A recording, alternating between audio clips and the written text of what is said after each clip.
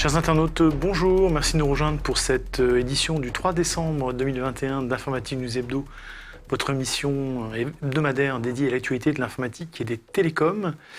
Et pour analyser et revenir sur l'actualité de la semaine, je suis en compagnie cette semaine de notre rédacteur en chef, Guy Hervier. Bonjour Guy. Bonjour Jean-François. Alors Guy, on commence par Qualcomm, qui faisait ses annonces de 2022, avec un point sur lequel il s'est attendu, les processeurs ARM, sachant qu'il y en a un petit acteur du marché qui s'appelle Apple, qui est bien en avance sur ce domaine et qui commence à tailler des croupières aux processeurs Intel, puisqu'on sait qu'Apple a abandonné les processeurs Intel. Alors, est-ce qu'il y a une réponse du côté de chez Qualcomm ?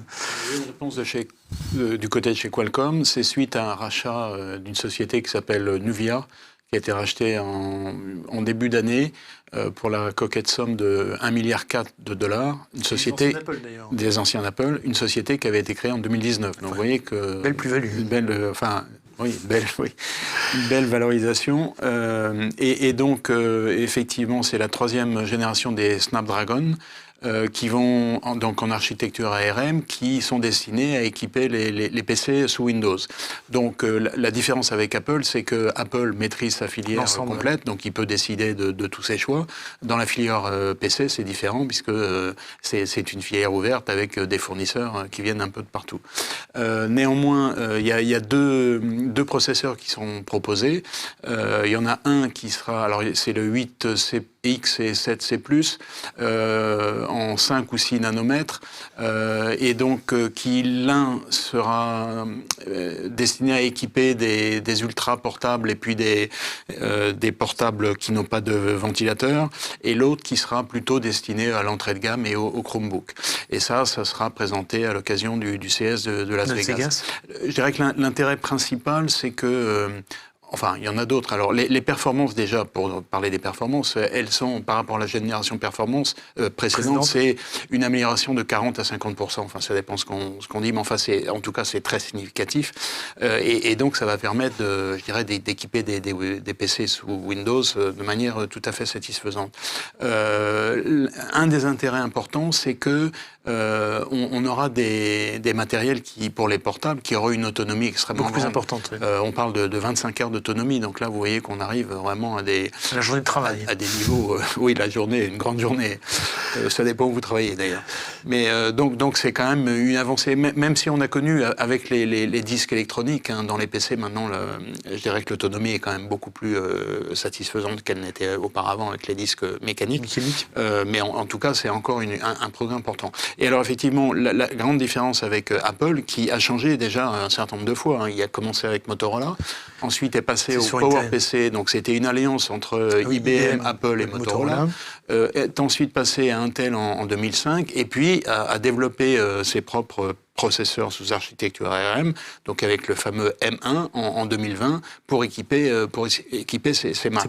Et donc Apple plutôt, lui a une filière qu'il maîtrise complètement, c'est un environnement fermé, donc il décide quand il veut de mettre les processeurs sur ses matériels. Là, évidemment, ça dépendra de ce que du bon vouloir des uns et des autres. Des fournisseurs. En tout cas... Sachant que ça fait quand même longtemps qu'on parle de Windows ARM et que pour le moment, c'est un peu une arlésienne. Pour l'instant, effectivement, il ne se passe pas grand-chose. Et vraisemblablement, c'est une évolution qui prendra un certain temps. Si on se réfère, alors évidemment, c'est pas une comparaison qui est très bonne, mais si on prend par exemple le cas de Linux sur les PC, oui, ça fait quoi, 20 ans qu'on en parle et bon, il s'est rien passé. Donc là, on verra. S'il y a des avancées majeures, évidemment, les fournisseurs vont s'en saisir et il n'y a aucune raison qu'ils n'utilisent pas ces ARM. Bon, néanmoins, après, ça a quand même des implications en termes de développement logiciel et tout. Ça ne va pas se faire comme ça. Du jour au lendemain. Et puis Intel ne restera peut-être pas quand même les bras ballants. Alors, autre information pour le coup qui n'a rien à voir, plus franco-française, c'est Alcatel-Lucent Enterprise et un acteur français qui s'appelle Foliatim, que les auditeurs et spectateurs ne connaissent pas forcément, qui se rapproche pour proposer une offre de cloud, une offre collaborative dans le cloud, j'allais dire franco-française. Exactement, c'est ça. Donc, c'est ces deux acteurs qui s'associent. On connaît Alcatel-Lucent et donc Alcatel-Lucent Enterprise. Foliatim, c'est une société qui a été créée en 2002, donc qui n'est pas toute récente. récente, mais qui avait une dimension, je dirais, relativement modeste. Et donc l'association des deux fait qu'on a un partenariat qui propose une offre qui s'appelle Voice Cloud ALE. ALE pour Alcatel 2000. Enterprise, voilà. Donc cette offre, c'est une offre de téléphonie, communication, communication de plateforme, le CPaaS as a service. Donc ça veut dire de la visioconférence, du partage de documents, des choses de gens qui sont très très connus. L'intérêt de cette solution, c'est qu'elle permet de s'appuyer sur les matériels Alcatel-Lucent. Bon, ce qui, on pourrait dire, n'est pas très surprenant, mais ça aurait été un peu dommage pour Alcatel-Lucent de proposer autre chose, mais en tout cas, c'est le cas. L'autre intérêt, c'est qu'il y a des API qui sont ouvertes, et donc ça permet de s'intégrer à des solutions comme Teams ou à des solutions de CRM comme Salesforce, par exemple. Donc, on a une solution d'offres de communication collaborative 100% française sur le cloud. Donc ça, c'est les deux facteurs importants. Et donc, ce que pousse un peu... Alors, il y a... Pour les mettre en œuvre, ils ont des partenariats avec, je dirais, les grands ESN qu'on connaît, Accenture, il y a Tata, il y en a plusieurs, un certain nombre, et donc qui vont mettre ça en œuvre. Et alors, les deux partenaires mettent en œuvre le RTC c'est fini, ça on le sait depuis un certain temps. Ils mettent en avant la sécurité et puis la réduction des coûts. Donc ça c'est important, mais évidemment il faut que les fonctionnalités soient au niveau, parce que sinon il n'y a aucune raison de les choisir. En tout cas, on a une solution, puisqu'on est en train de parler beaucoup de souveraineté numérique. Souveraineté, là on a une solution française.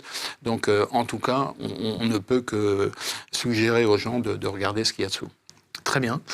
Alors Guy, autre sujet, pour le coup, n'a rien à voir. Hein. Ça se passe du côté de Las Vegas, parce que c'est AWS, c'était cette semaine, ou c'était encore d'ailleurs AWS reInvent.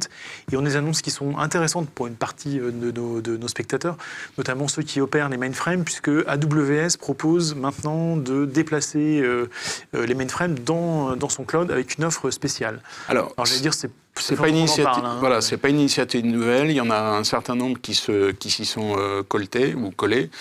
Il y a en particulier LZ Lab. On avait beaucoup parlé il y a 2-3 ans d'une initiative donc de LZ Lab avec Swisscom qui effectivement s'était débarrassé entre guillemets de tous ces mainframes IBM, parce que finalement des mainframes il y a 30 ans on parlait de mainframe et il fallait spécifier le fournisseur. Aujourd'hui il n'y a plus qu'IBM.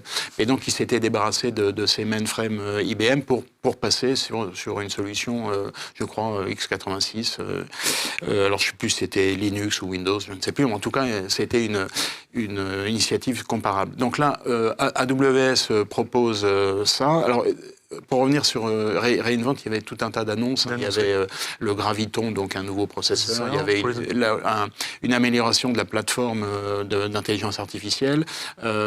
Et donc, on a retenu cette annonce, puisque, c'est vrai que pour je dirais que les utilisateurs de mainframe, la question, c'est est-ce qu'on reste dans cet environnement qui a quand même beaucoup évolué au fil du temps. IBM non plus n'est pas resté sans apporter des améliorations. Je crois que le Z15, qui est la dernière génération, date de 2 ans et devrait, je crois que c'est entre 2 et 3 ans qu'il y a une nouvelle génération de mainframe, donc il y en a une qui est en route.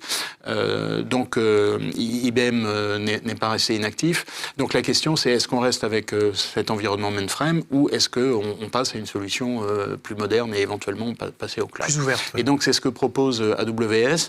Alors pour le mettre en œuvre, ils ont un outil qui s'appelle Migration Evaluator, donc évaluation de la migration. Et donc en fonction d'un certain nombre de facteurs, ils proposent 2 voies possibles. C'est le replatforming et refactoring en bon français. Alors le replatforming, en gros, c'est on prend l'application, on le déplace, on a une machine qui transforme le code et qui la met, je dirais, dans un autre environnement. Donc, en gros, l'application, elle reste à peu près la même avec un système de test pour vérifier que tout fonctionne bien. Alors, le refactoring, c'est une approche un petit peu différente. C'est en gros, on décompose l'application en modules, donc une architecture un petit peu plus moderne. et puis on l'a fait passer sous AWS et on l'a fait tourner sur EC2, donc qui est la plateforme de cloud, l'environnement, l'infrastructure de AWS. Donc ce sont deux voies un petit peu différentes. Est-ce que ça va marcher? Est-ce que les utilisateurs, je dirais, se saisiront de cette nouvelle opportunité? Là, on verra, mais en tout cas... En sachant qu'on est quand même sur des applications souvent très critiques. Extrêmement critiques. On parle de banque, on avait reçu il n'y a pas très longtemps, je dirais, la patronne d'IBM France, et elle nous avait rappelé que, effectivement, ces environnements mainframe, ils gèrent des environnements extrêmement critiques. Toutes les plateformes financières des banques sont gérées par ces environnements-là. Et donc, la migration, on y réfléchit à deux fois avant de s'y lancer. Et d'ailleurs, le CEO de AWS a lui-même déclaré dans le communiqué, il dit que c'est pas une chose facile. Donc il le dit lui-même. D'accord. Bon courage, on va dire, nos lecteurs qui veulent aller sur cette voie. On arrive au chapitre, j'allais dire, finance traditionnelle de cette édition, Guy, et on parle de Quest Software, qui, j'allais dire, une fois de plus, change de main, puisque après un rachat par Dell, une cession par Dell, et à nouveau un rachat par des fonds, cette fois-ci. Alors, si on prend l'historique de Quest Software, donc société qui a été créée en 1987, qui est entrée en bourse en 1999, qui a été rachetée par Dell pour la création de l'entité Dell Software en 2012, qui a été recédée à Francisco Partners en 2016 et qui est de nouveau recédée à un fonds d'investissement pour un petit peu plus, alors qui s'appelle Clear Lake, pour environ 5,4 milliards de dollars. Donc c'est une somme qui n'est pas négligeable, alors que les transactions précédentes étaient plutôt de l'ordre de 2,5 milliards. Donc je dirais que pour le fonds précédent, racheté à 2,5 milliards, vendu à 5,4 milliards en l'espace de 4 ans, je ne sais pas très bien ce qu'ils ont fait dedans, mais en tout cas, là encore, c'est une belle plus-value. Sachant qu'en plus, il y avait SonicWall, il me semble, il y avait SonicWall, il me semble, dans le paquet. Oui, exactement. Qui, lui, n'est pas vendu. Tout à fait. Pas encore. Alors, il y a... donc, on ne sait pas ce qu'ils ont fait dedans pour faire cette plus-value importante. Ce qui est sûr, c'est que pour une entreprise comme ça, évidemment, les travaux continuent, si je puis dire, mais en tout cas, passer de main en main comme ça, dans des environnements qui sont différents, parce qu'être coté en bourse, être racheté par un fournisseur ou par un fonds d'investissement, ce sont quand même des problématiques un petit peu différentes, et donc c'est certainement pas une chose des plus aisées pour les gens qui dirigent ces entreprises. Très bien. Et autre nouvelle information de la semaine, Guy, c'est un acteur que, à mon avis, nos lecteurs ne connaissent pas forcément non plus, qui s'appelle Lacework, qui est spécialisé dans la sécurisation des clouds et qui a levé jusqu'à la bagatelle de 1,3 milliard de dollars, ce qui est quand même assez faramineux. Pour un acteur, encore une fois. Le mot n'est pas surévalué. On avait reçu en début d'année DataIQ qui avait levé près de 500 millions d'euros. On était déjà ébahis, si je puis dire. Et là, on arrive Snowflake aussi, qu'on a reçu. Snowflake, qui était exactement, qui est en bourse un peu plus ancien. Et là, 1,3 milliard, j'ai pas de précédent en tête d'un montant équivalent. Donc c'est une société, comme vous le disiez, qui est spécialisée dans la cybersécurité, avec une plateforme d'intelligence artificielle qui s'appelle Polygraph. Donc en gros, ça veut dire, ça fait un peu penser au système qui fait dire la vérité. Et donc, en gros, ils ont une approche de détection des anomalies. Ça valorise l'entreprise à plus de 8 milliards de dollars. Donc pour une société qui a été créée en 2015. Oui, c'est ça. Donc ça fait 6 ans. C'est quand même un parcours, je dirais, assez étonnant. Et donc, on en saura plus. Alors vous disiez au début, vous pensiez que peu de nos lecteurs la connaissaient. Je vous dis franchement, moi non plus, je ne la connaissais pas. Et donc, pour en savoir plus, on doit recevoir le patron Philippe Vanov, le patron de la filiale française, qui vient de démarrer la semaine prochaine. Donc, on pourra en dire un peu plus avec lui, à nos lecteurs. Très bien. Rendez-vous la semaine prochaine. En attendant, on parle d'un dossier de la semaine, Guy, qu'on peut réintituler Haro, sur les GAFAM, puisqu'on a dit différentes initiatives. D'une part, une association d'éditeurs européens qui, porte plainte au niveau de la Commission contre Microsoft, c'est ça ? Oui. Sur la problématique d'intégration de OneDrive et de Teams. Dans Teams, j'ai un doute, mais en tout cas OneDrive, c'est sûr. Oui. Dans le package Office 365, ce qui évidemment serait une entrave à la concurrence d'acteurs qui auraient le même genre de produits. Alors, on a l'impression de revenir un peu dans les années 2000. Vous vous souvenez de cette bagarre qui avait, cette attaque vis-à-vis. Là, pour le coup, effectivement, c'était que Microsoft, alors qu'on élargit un peu là sur les GAFAM, on verra tout à l'heure pourquoi. Parce qu'il y avait cette idée que Microsoft poussait ses propres applications en les bundlant avec son système d'exploitation. Il y avait le navigateur et puis il y avait aussi les applications de bureautique. Et donc ça avait abouti, par exemple, avec la version de Windows N, où il n'y avait pas le Media Player. Il n'y avait pas le navigateur non plus. Dont personne ne voulait. Donc on était, en tout cas, je dirais que l'initiative était fondée. Et là, ce sont à nouveau des éditeurs de logiciels, alors pas de grands éditeurs, mais enfin peu importe, ce sont des éditeurs du style Jamespot, Linagora, qui est plutôt une société de services open source, Waller, des éditeurs, je dirais, relativement modestes, et donc qui portent plainte au niveau de la Commission européenne pour, je dirais, abus de position dominante.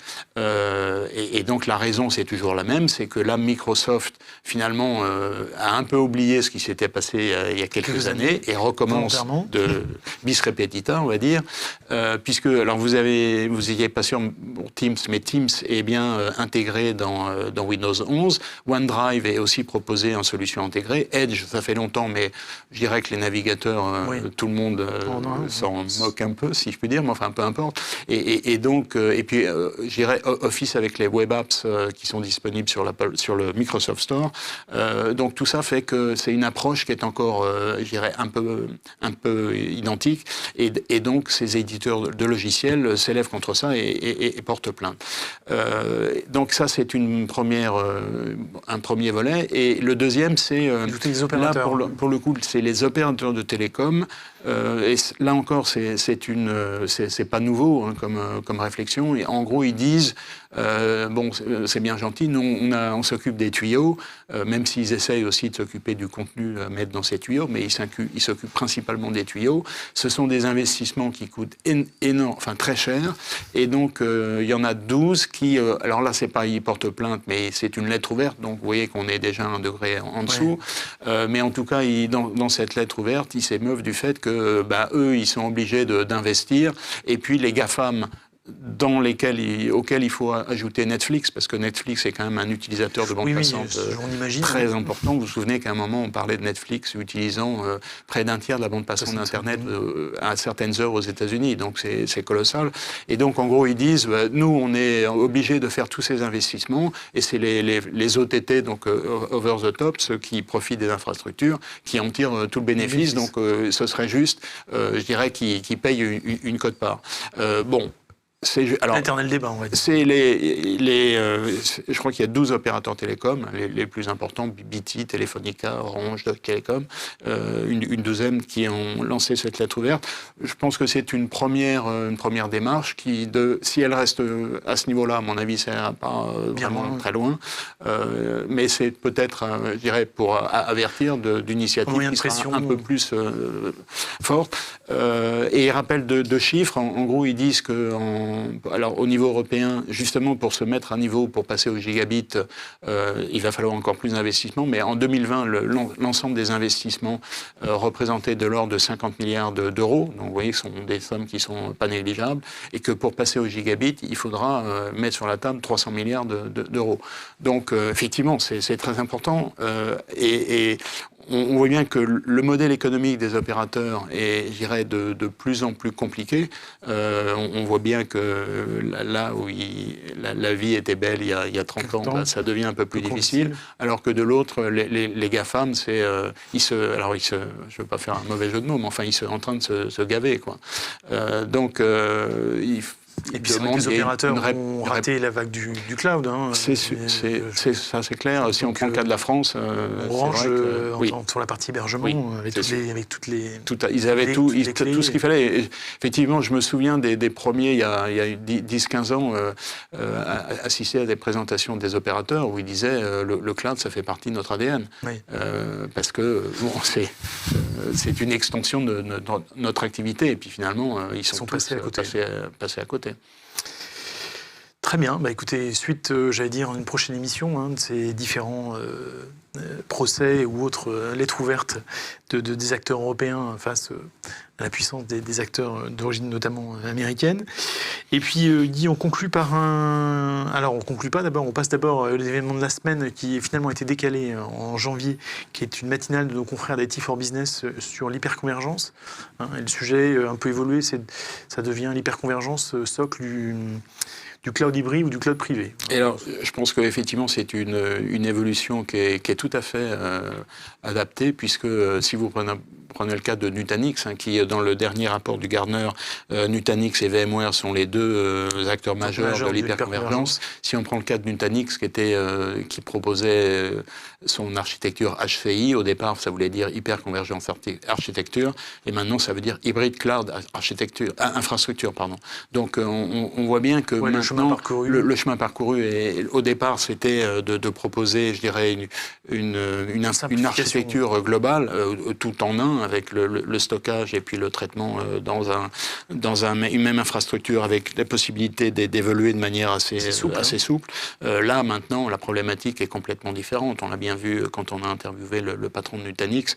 On n'est plus du tout à ça. On parle de hybride cloud, et donc avec la possibilité d'avoir justement la même architecture à la fois en data center on-premise et puis sur différents clouds et de pouvoir passer de l'un à l'autre. Donc c'est vraiment ça la problématique d'aujourd'hui. Donc rendez-vous pour nos lecteurs. C'est le 19 janvier à 9h30 en direct cette fois. En direct. Mais pour ceux qui toujours en virtuel. Voilà. Et puis on conclut par notre traditionnel coup de cœur, coup de gueule. Guy, c'est une initiative Cyberscore, donc un score qui vise à mesurer la sécurité des applications, qui passe l'étape de l'Assemblée nationale. Donc c'est une initiative effectivement qui est intéressante. Il me semble me souvenir qu'il y avait eu déjà des choses des tentatives de ce genre-là. Donc là c'est plus officiel puisque ça a été voté par l'Assemblée nationale. Donc maintenant il va falloir que l'Assemblée nationale, le Sénat se mettent d'accord sur un texte commun. L'idée c'est effectivement un peu comme pour les produits alimentaires où il y a une petite étiquette qui donne les valeurs nutritives. Là, ça va être une petite étiquette qui va mesurer le niveau de sécurité d'un site web, par exemple.